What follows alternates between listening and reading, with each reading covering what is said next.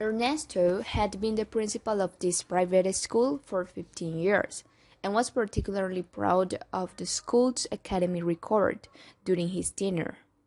Therefore, as usual, Ernesto prepared a monthly meeting with the Parents' Assembly to report the results of the tests and discuss important issues. Okay. I'm going to prepare this meeting with patience. This is so important because here I will give the parents some reports of my school regarding the science test. Well,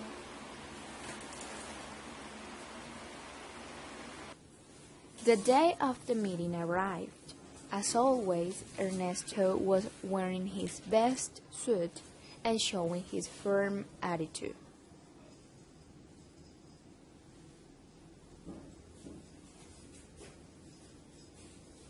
good morning. Good morning. How are you today? Fine, thank you. Fine, thank you. Thank you for coming to this meeting. This is very, very important today. I want to tell you that we got solid scores, as you can see, and we are maintaining them in math and language. Okay, so we are placing the school above the average for each socioeconomic level, and that's great. So now it's very important for you as parents to emphasize reading and to take advantage of the school resources, such as the library, and to talk with the children and listen to their needs, this is very important. When Ernesto is finishing the parents' meeting, the president of the Parents' Association, Juan Cortez, stands up in the voice of all and asks, Okay, it's very important points, but I have a question for you. What is the school position regarding secondary school student decision not attend a class during the protest planned for next Thursday, as they did at the protest last week? Ernesto gets a little nervous and the atmosphere feels quite expectant. Doing his best to invoke his authority as the school principal, Ernesto calmly replied, I do not agree with the protest march. Well, they risk their physical safety by doing so, and for this reason, when the students asked for our permission to take part in the nationwide protest march, we said no.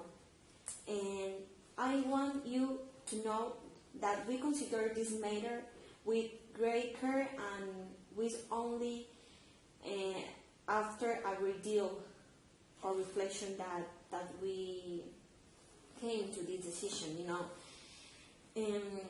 As a school policy, we do not support students' absence from class.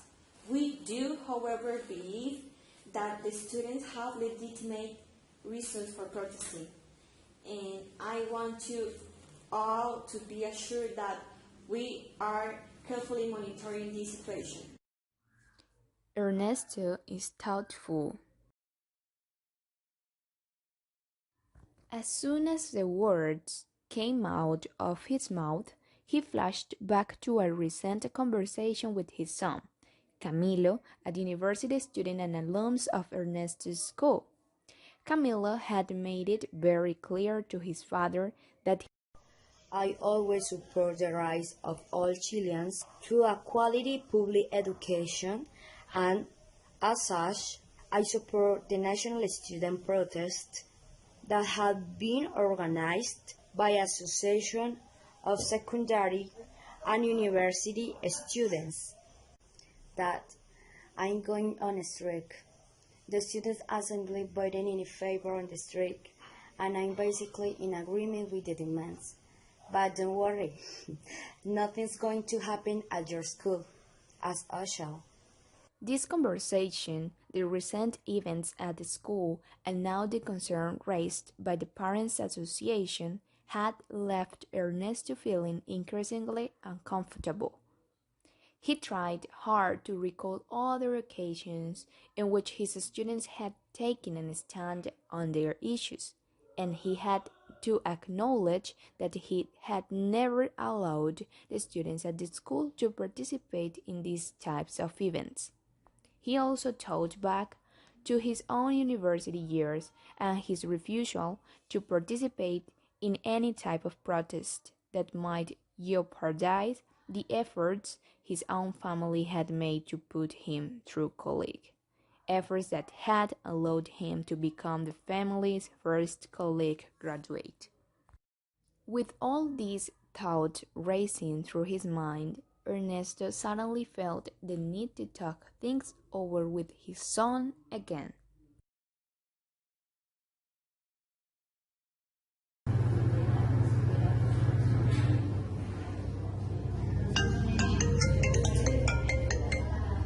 Hello. Hello, son. How are you? Hello. Hi, I'm Dad. worried about you. Oh, don't worry. I am good. I am good, yes. Yeah, because I want to know when you will return to home. No, Dad. I can come home, Dad. We have a student assembly.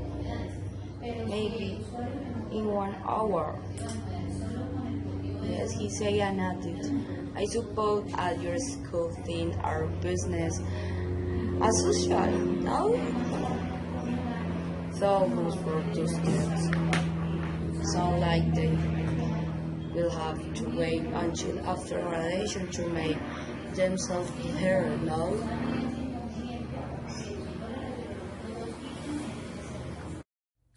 Ernesto was distracted.